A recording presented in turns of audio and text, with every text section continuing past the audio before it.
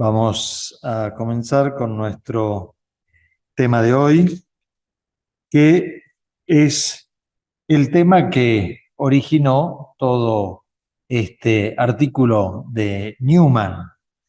Es un tema histórico, como ustedes lo tienen en el programa, y es justamente lo que llevó a Newman a reflexionar sobre este tema. Justamente ahí estuvo el error de aquellos que juzgaron este escrito de Newman porque pensaron que él abordaba, por decir así, una temática abstracta y que él quería como elaborar una teoría doctrinal y en realidad lo que él quería era explicar este hecho histórico. Y como siempre sucede, la historia es maestra de vida. Y Newman, además de ser un gran teólogo, fue un gran historiador. Y la historia verdaderamente para él fue maestra de vida. Y en este caso que nos ocupa, diríamos que lo fue en grado superlativo. Me refiero a la herejía arriana, una herejía a la cual Newman le dedicó mucha atención y que la estudió en profundidad. De hecho, el primer libro de Newman fue sobre la historia arriana. Se llama justamente así, Los arrianos del siglo IV. Y es una obra que él publicó en el año 1832. Tenía 31 años, era muy joven, estaba en el inicio de su carrera intelectual. Y con otros profesores de Oxford, eran todos anglicanos en aquel momento, habían pensado que era importante hacer un estudio sobre los primeros siglos de la historia de la Iglesia y sobre los primeros 4 concilios ecuménicos de la historia de la Iglesia, que eran tenidos particularmente en cuenta por el anglicanismo. Recordemos que el anglicanismo siempre está como en un punto intermedio entre el protestantismo y entre el catolicismo, con muchos matices allí en el medio, pero podemos decir que es justamente una postura intermedia. Y ellos aceptan los 4 primeros concilios de la historia de la Iglesia. Y 2 de esos concilios se refieren a la historia de esta herejía arriana. El concilio de Nicea del año 325 y el concilio de Constantinopla del año 381. Se dividieron entre estos catedráticos de Oxford la materia que iban a estudiar cada uno y pensaban hacer una publicación en pequeños opúsculos como para ilustrar sobre estas problemáticas doctrinales de los primeros siglos de la historia de la Iglesia. Pero Newman, cuando enfrenta esta herejía arriana, se dio cuenta que daba para mucho. Y entonces él se abre de esa publicación, que diríamos ser una publicación más de divulgación, y directamente decide hacer un libro sobre el tema de los arrianos. Es una obra única. Miren que sobre esta primera herejía de la historia de la Iglesia se han ocupado muchísimos autores y hay una numerosísima bibliografía sobre el arrianismo. Sin embargo, todos coinciden en afirmar que esta obra de Newman es tan completa y tiene una erudición que pocos han alcanzado. Él ha hecho una investigación, bueno, como lo hacía él, ¿no? Era un intelectual serio. Él hizo una investigación profundísima sobre esta herejía y justamente esa investigación a él le aportó muchísimas luces, muchísimas luces. Como les decía recién, la historia es maestra de vida y para Newman lo fue. Para Newman verdaderamente lo fue. Cuántas enseñanzas él sacó del estudio de esta herejía. Por eso los años pasaron, estamos casi 30 años después de esa primera publicación y él hace la publicación de este artículo que nos está ocupando en este curso, recordando todas aquellas enseñanzas que él había obtenido del estudio de esta primera herejía de la historia de la Iglesia. La resumo rápidamente.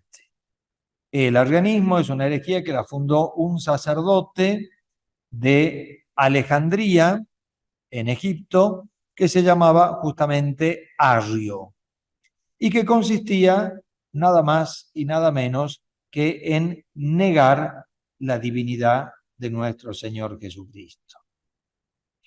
Obviamente el tema de Cristo era un tema que interesaba a todos y era un misterio que obviamente todos querían comprender. ¿Y cómo era su relación con el Padre Celestial? ¿Y cómo es su relación con nosotros? Si es igual al Padre Celestial, si es diferente del Padre Celestial, si comparte con Él la divinidad, si comparte con nosotros la humanidad. Ya se venían dando toda una serie de herejías, de errores acerca de la identidad de nuestro Señor Jesucristo.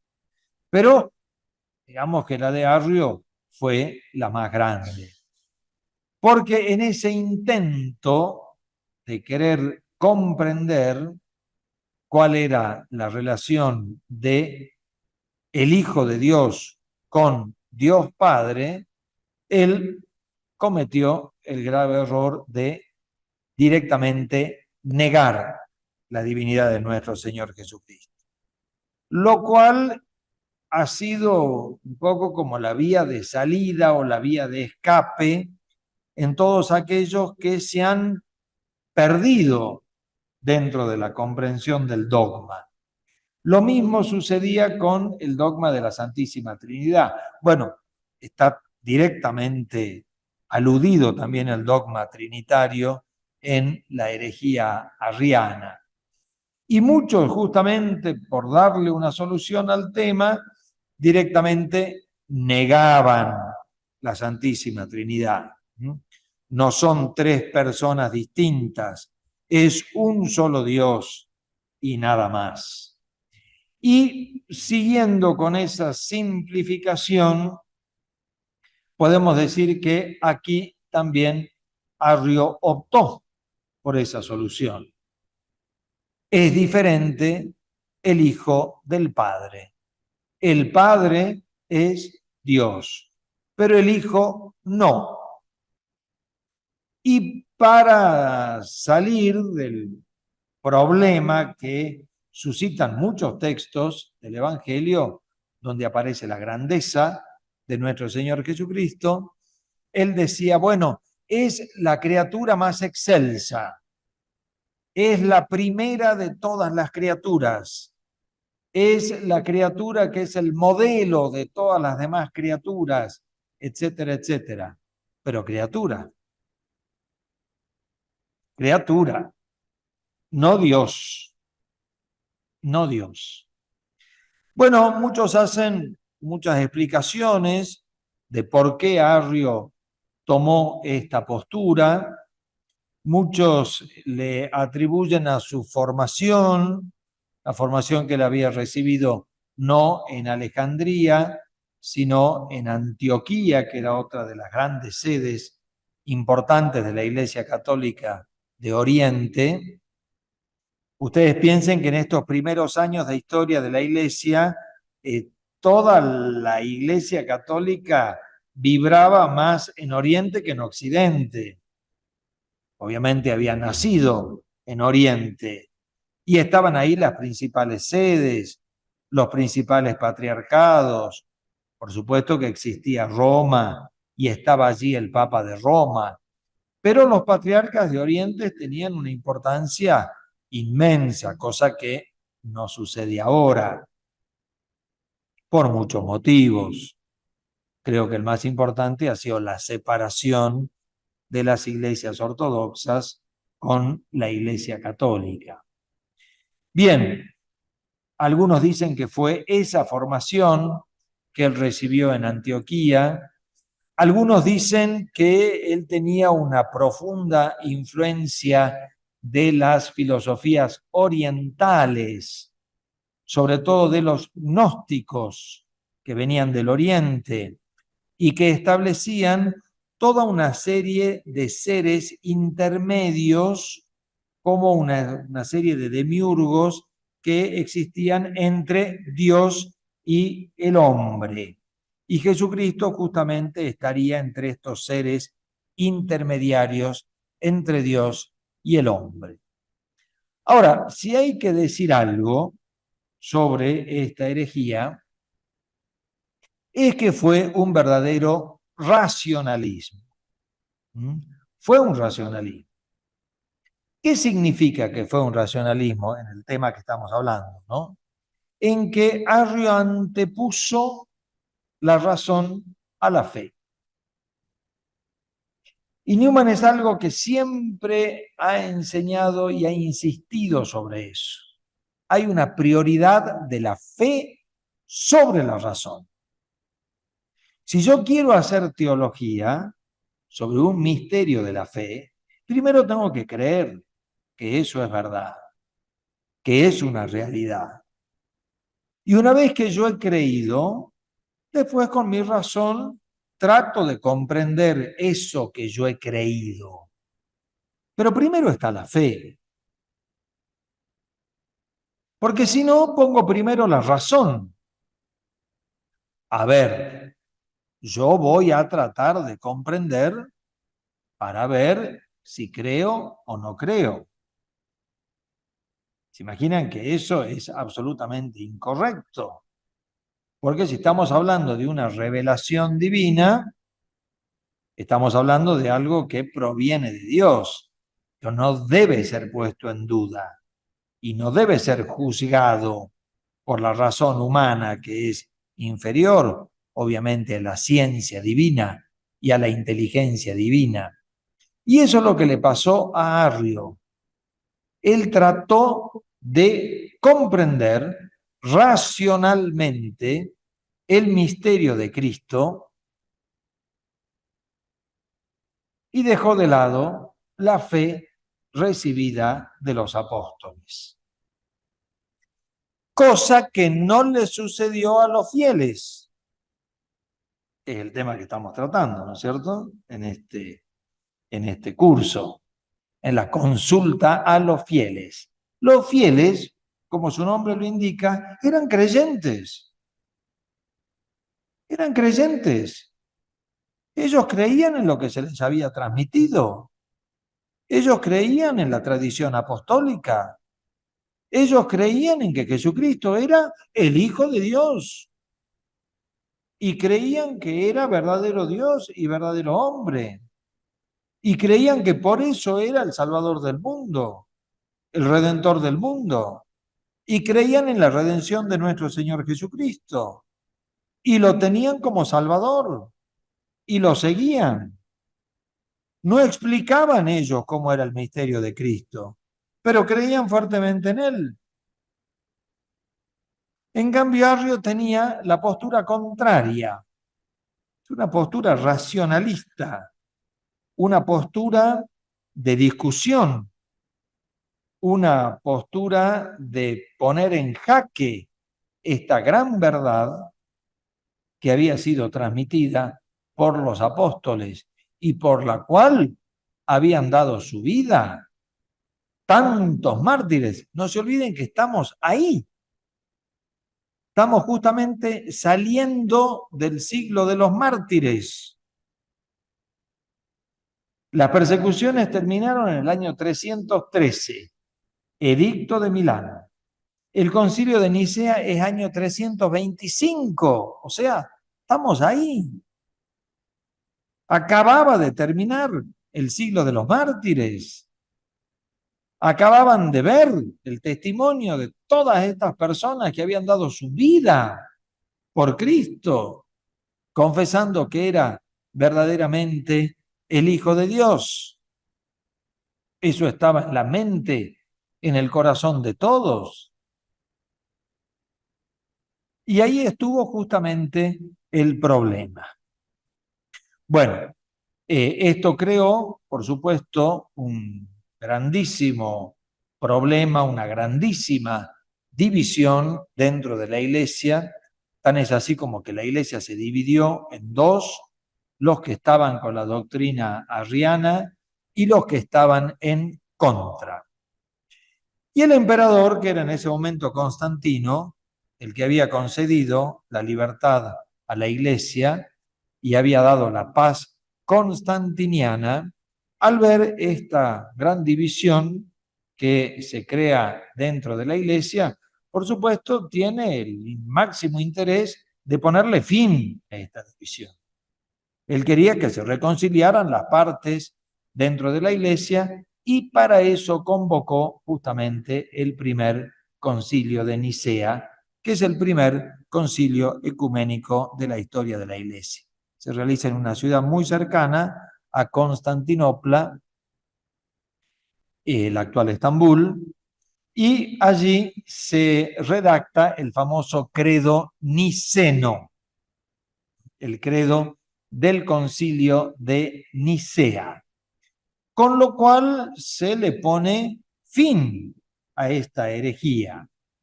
El concilio, sobre todo, inventa, crea un término, una palabra, para reafirmar la divinidad de nuestro Señor Jesucristo, que es la palabra consubstancial, que el Hijo es consubstancial al Padre. Lamentablemente, en la nueva traducción que ha hecho la Conferencia Episcopal Argentina del credo niceno y después, bueno, con su agregado credo niceno constantinopolitano, han traducido esta palabra, pero cuando yo era adolescente y joven, recitábamos el credo niceno constantinopolitano diciendo consubstancial. Se la ha traducido por de la misma naturaleza, pero no tiene la misma fuerza. Porque, por ejemplo, nosotros somos todos de la misma naturaleza. Tenemos todos la misma naturaleza humana, pero no somos consubstanciales. ¿Me entienden? Entonces, se ha perdido ese término tan importante que creó el Concilio de Nicea para que se reafirmara la divinidad de nuestro Señor Jesucristo. Bien, Constantino estuvo muy contento con ese logro y esa aclaración del Concilio de Nicea, pero él no había dimensionado la grandeza del problema. Él, como emperador que era, como político que era, como militar que era, vio el problema como una cuestión de división de grupos humanos. Tuvo una visión más política del problema, pero no captó la dimensión religiosa del problema. No lo captó. Y por eso, lamentablemente, el problema continuó. Pero continuó de una manera terrible. continuó de una manera terrible, porque Arrio no se contentó con haber introducido esta variante racionalista dentro del credo católico, sino que él también asumió una estrategia política. Es decir, para que triunfe su herejía, él empezó a buscar aliados y empezó a buscar sobre todo el auxilio del emperador. Y lo logró.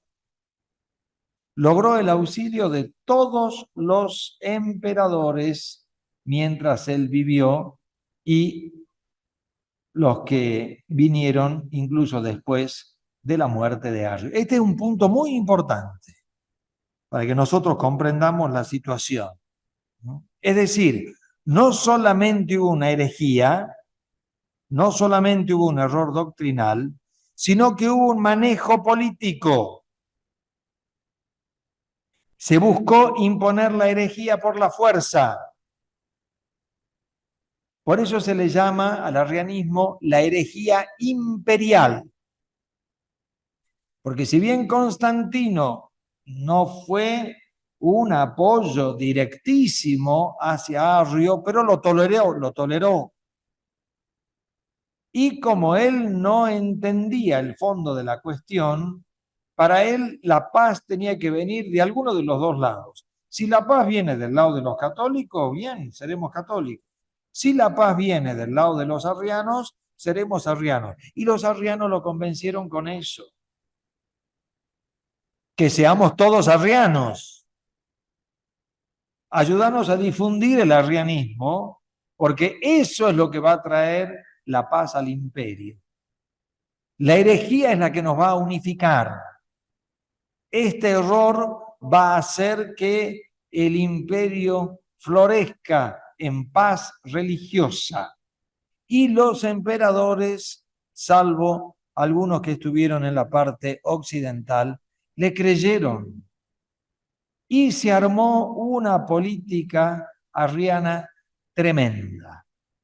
Este es bueno, no sé si decir el peor, pero prácticamente es el peor periodo de la historia de la Iglesia. Son 60 años entre el concilio de Nicea y el concilio de Constantinopla. Y durante estos 60 años se hizo un manejo político de la cuestión tremendo, tremendo. ¿Y quiénes lo hicieron al manejo político? Y lamentablemente los miembros de la jerarquía eclesiástica. Los miembros de la jerarquía. Son ellos los que hicieron el lío. ¿Por qué? Porque Arrio era sacerdote y buscó el apoyo de los obispos. Y eso comenzó a propagarse y cada vez eran más.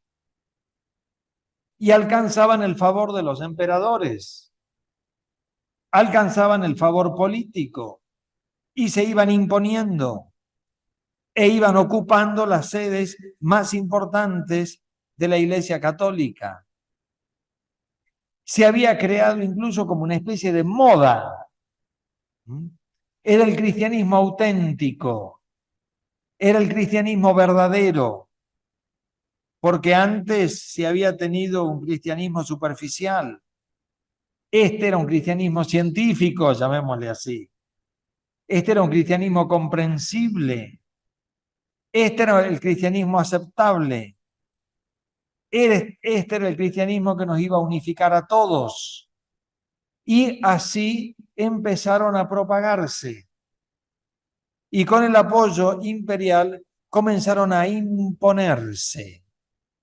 Comenzaron a imponerse. Se hicieron toda una serie de sínodos, no concilios, no concilios. Gracias a Dios. Gracias a Dios. Porque si hubiera habido algún concilio ecuménico ahí en el medio, ahora no sabríamos cómo aplicarlo. Gracias a Dios eso no sucedió. ¿Mm? No sucedió en aquel momento, no sucedió. Pero sí toda una serie de sínodos en los que se hacía este manejo político. Los arrianos eran habilísimos, ya lo dijo nuestro Señor, ¿no? Los hijos de las tinieblas son más astutos que los hijos de la luz. Y se presentaban con el apoyo incluso hasta del ejército imperial. Imagínense el miedo que provocaban. Muchos obispos claudicaron hasta por temor. Había que ser muy fuerte, había que ser muy heroico, había que ser muy valiente, había que ser muy lúcido, había que ser muy católico para darse cuenta de esta hecatombe que se venía encima. Y bueno, muchos se dieron terriblemente. Y a los pocos que no se dieron, se los persiguió despiadadamente. El más importante de todos, seguramente lo han sentido nombrar, el famoso San Atanasio, que era obispo nada más y nada menos que de Alejandría, que fue donde empezó todo este problema. Y muy pocos con él que fueron fieles a la tradición católica. Los demás, vaya uno a saber por qué, serían cobardes, serían débiles, querrían estar a la moda, querrían ocupar alguna sede importante, querrían llegar a ser obispos, vaya uno a saber. En cambio, los fieles estaban ajenos a esto. Miren, les pongo un ejemplo para que ustedes se den cuenta de lo que estamos hablando. Es lo mismo que pasa con la sinodalidad hoy. Pregunten a todos los peregrinos que ya están caminando hacia la catedral. Hagan una encuesta entre ellos. ¿Usted sabe lo que es la sinodalidad? ¿Qué les va a decir el 90%? No tengo idea, yo estoy yendo a la catedral. Digamos. Yo estoy peregrinando al Señor y al Virgen del Milagro. Y sin embargo, la organización que hay en estos días, dentro de un mes se reúne el sínodo. Hay gente que no duerme trabajando para este sínodo. Bueno, algo parecido ocurrió en aquel momento. Los arrianos no dormían. Ellos trabajaban mañana, tarde y noche. Negociaban mañana, tarde y noche, que iban a ver a este, que lo iban a ver al otro, se ponían de acuerdo con esto, lo convencían al emperador. Si el emperador llegaba a tener una cierta inclinación hacia San Atanasio, enseguida llegaban y lo calumniaban y que no, porque este hace esto, hace el otro, que más aquí, que más allá. No dormían, no dormían. Pero los fieles eran ajenos a toda esta problemática. Ellos creían en Cristo. Y son, lo que dice Newman aquí, salvaron la situación. Porque fueron 60 años trágicos. No sé si habrán escuchado alguna vez la famosa frase de San Jerónimo, que fue otro de los grandes doctores de la época, pero eran contados con los dedos de la mano. San Jerónimo dijo, la iglesia un día se despertó y se dio cuenta que era arriana. La cristiandad se despertó y se dio cuenta que era arriana. O sea, se había propagado la peste por todas partes, sobre todo en la jerarquía. Sobre todo hasta en la jerarquía, hasta el Papa de Roma claudicó. Obviamente que en un sínodo y en una declaración un poco confusa, pero es un problema de la historia de la Iglesia hasta el día de hoy. La claudicación del Papa Liberio en Roma. Tremenda.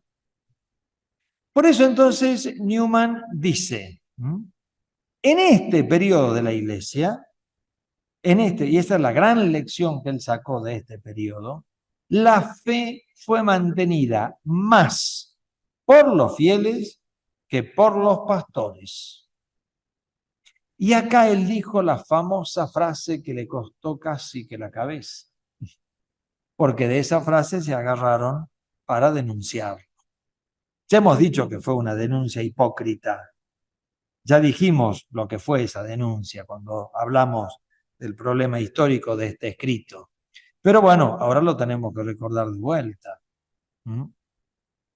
Él dijo, en este momento histórico la fe fue mantenida más por los fieles que por los pastores. El cuerpo de los pastores fue infiel a su misión. Esa fue la frase que causó el escándalo, porque él dijo el cuerpo. Es como si nosotros dijéramos hoy el episcopado fue infiel a su misión. Les leo la frase porque hay que leerlas. Dice, tenemos en cuenta que este siglo IV ha sido el siglo de los doctores, ilustrado por santos como Atanasio, Hilario, los dos Gregorio, Basilio, Crisóstomo, Ambrosio, Jerónimo y Agustín, que fueron también todos, salvo uno, santos obispos.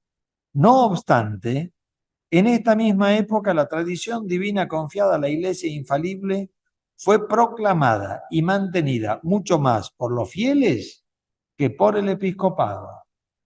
Y continúa. Evidentemente es necesario que me explique.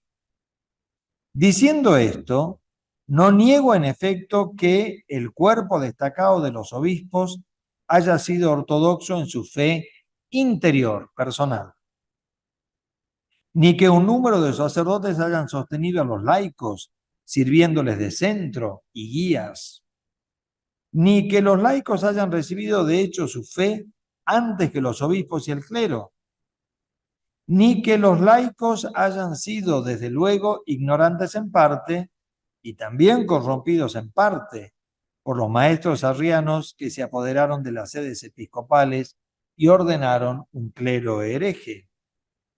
Sino quiero decir que en esta época de gran confusión, el dogma divino de la divinidad de nuestro Señor fue proclamado, impuesto, mantenido y humanamente hablando, preservado más por la Iglesia docta que por la Iglesia docens. Más por la Iglesia enseñada que por la Iglesia que enseña. Que el cuerpo de los obispos fue infiel a su misión, mientras que el cuerpo de los laicos fue fiel a su bautismo. Que unas veces el Papa, el Patriarca, el Metropolitano u otros grandes obispos, otras los concilios generales, dijeron lo que no deberían haber dicho o hicieron cosas que oscurecieron y comprometieron la verdad revelada. Mientras que por otra parte fue el pueblo cristiano quien, bajo la acción de la providencia, representó a la fuerza de la Iglesia a través de Atanasio, Hilario, Eusebio y otros grandes confesores solitarios que sin eso se hubieran frustrado. Se hubieran frustrado. ¿Qué hubiera sucedido si no hubiera estado ese pueblo cristiano fiel, católico, ortodoxo, inflexible? Porque los obispos cedieron, los fieles no. Ahora les voy a leer rápidamente algunos. Newman pone 20 ejemplos de esto. 20 ejemplos de fidelidad de los fieles y 20 ejemplos de la infidelidad de los pastores en este periodo. Lo muestra justamente como un hecho histórico. Fue así. Los obispos cedieron o se convencieron con la herejía. El Papa Liberio, sin duda alguna, actuó así presionado. Fue débil, no tuvo el valor de plantarse. ¿Mm? En cambio, los fieles fueron inflexibles. No hubo componenda posible. Y como dice Newman, veo entonces en la historia arriana un ejemplo eminente de una situación de la Iglesia en la cual es preciso recurrir a los fieles para conocer la tradición de los apóstoles. Porque en otros lados estaba oscurecida, estaba negada, estaba cancelada. Los fieles la mantuvieron. Y dice Newman, esto es importantísimo por varias razones. Primero, porque nos encontramos en el principio de la historia de la Iglesia que enseña. Es decir, acabada la edad de los mártires, comienza esta libertad de la Iglesia y la Iglesia comienza oficialmente y libremente a enseñar. En el inicio de esa historia, en el inicio de la historia de la Iglesia docente, o sea, del magisterio de la Iglesia, nos encontramos con este problema. Impresionante. Segundo, que la doctrina sobre la que estaban discutiendo era una doctrina central, la identidad del Salvador del mundo, del Redentor del mundo. Tercero, que esto se prolongó durante 60 años. Y cuarto, que ocasionó persecuciones que afectaron a las vidas, miembros y bienes de los fieles, cuya leal perseverancia resolvió el conflicto. Bueno, como les digo, estas afirmaciones de Newman provocaron un escándalo total. Y después de muchos años, 20 años después, es decir, 50 años después de la escritura de su primer libro, Newman hace una reedición de la historia de los arrianos del siglo IV y publica este mismo escrito, pero de una manera corregida y suavizada después de todo lo que le pasó, que casi es condenado. No lo condenaron, pero casi. Y cuando él hizo esta segunda edición de la historia de los arrianos, él hace una aclaración. Yo se las leo. Ustedes saquen sus consecuencias. Obviamente que en parte Newman suaviza la expresión, pero la mantiene. La mantiene. Como si él dijera, bien, sé que esta afirmación provocó un escándalo, la suavizo, pero las cosas son como son. La historia no se puede cambiar. Y en aquellos 60 años, el episcopado se dio y los fieles no. Y si en ese momento había que ir a buscar dónde estaba la tradición apostólica, la tradición estaba más en los fieles que en los pastores, que estaban, como hoy dicen los chicos, en otra. Y como dicen también vulgarmente, rosqueando por ahí a ver qué beneficios sacaban y a quién nombraban y quién tenía el favor del emperador y quién dominaba. Un manejo de poder, un manejo político, pero a costa de la fe y a costa de la doctrina. Y Newman dice así, el cuerpo,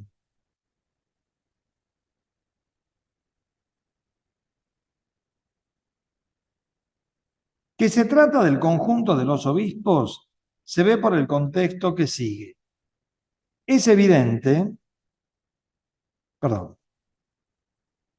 a propósito, paralelo entre la conducta de los obispos católicos y la del pueblo durante la crisis arriana, no hay que entenderlo como si yo quisiera sacar alguna conclusión que no estuviera de acuerdo con la infalibilidad de la iglesia docente, es decir, la iglesia en cuanto enseña, y con las reivindicaciones que hacen el Papa y los obispos al representar a la iglesia bajo este aspecto.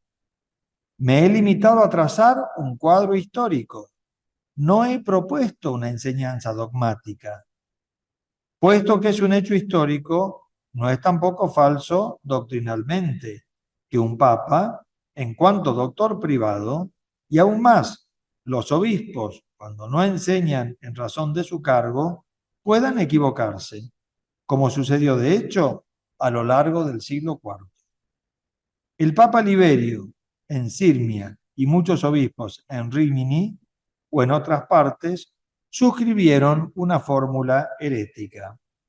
Tal error no les impedía ser infalibles en su enseñanza solemne, como fue la del Concilio de Nicea y como fue la del Concilio de Constantinopla.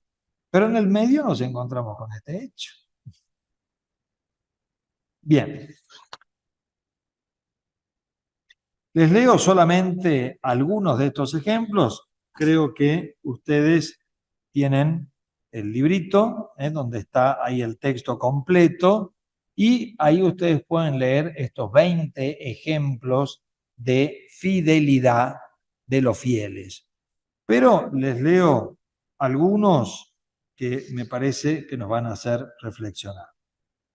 Por ejemplo, con respecto a Alejandría, Newman cita escritos de historiadores y de teólogos de aquel tiempo. Suponemos, dice Atanasio, que no ignoráis qué violencias han cometido los obispos arrianos en Alejandría, pues se narran por todas partes. Han atacado a las vírgenes consagradas y a los religiosos con la espada desnuda. Han azotado con varas esos hombres y mujeres honorables ante los ojos de Dios, hasta tal punto que han quedado mutilados por los golpes los pies de quienes tenían almas intactas y sanas, adornadas de pureza y de toda clase de buenas obras. En consecuencia, Constancio escribe cartas y comienza una persecución general, reuniendo una multitud de pastores y jóvenes disolutos de la ciudad, armados con espadas y garrotes, atacaron en masa a la iglesia de Quirino. Allí unos fueron apaleados, otros pisoteados, otros incluso azotados con varas y encarcelados o exiliados. Arrancaron también de sus casas a varias mujeres, las arrastraron públicamente por la calle, asidas por el cabello, y las insultaron. Proscribieron a unos, quitaron su pan a otros, y todo para obligarlos a unirse a los arrianos y a recibir a Gregorio, el obispo arriano, que había sido enviado por el emperador.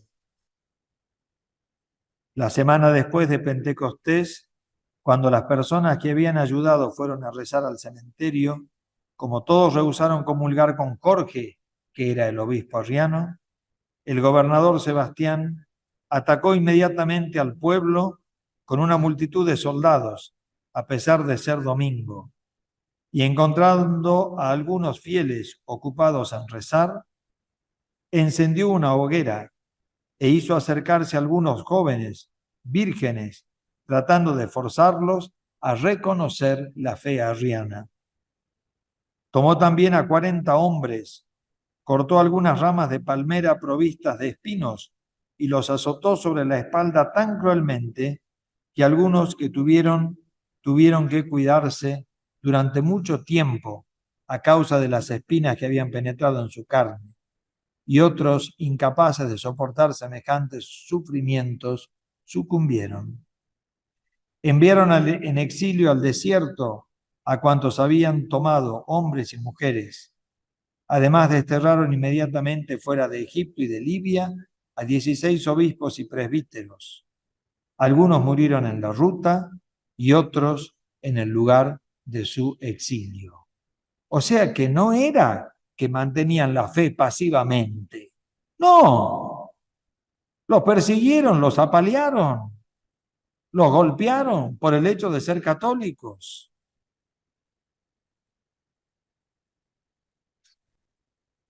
Por ejemplo,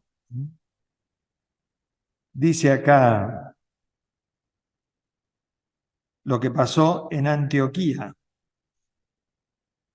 Dice, cuando el obispo Leoncio compartía la blasfemia de Arrio, puso mucho cuidado en ocultar este mal, en parte por miedo a la multitud y en parte a causa de las amenazas del emperador. Los que permanecían adictos al dogma católico no obtenían de él ni ayuda ni ordenación.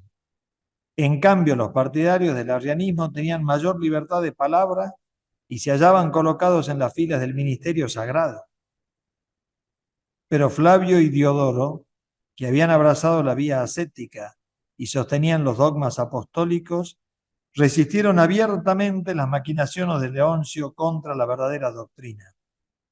Le amenazaron con retirarse de su iglesia, ir a Occidente y revelar sus intrigas. Aunque laicos y todavía no ordenados, inflamaban día y noche el celo religioso del pueblo entero. Primeramente dividieron los cantores en 2 coros y les enseñaron a cantar los salmos de David. Reunían también a los fieles piadosos alrededor de las urnas de los mártires. Viendo estas cosas, Leoncio no juzgó prudente impedirlas, pues se daba cuenta de que la multitud estaba particularmente bien dispuesta hacia estos hombres católicos. Y después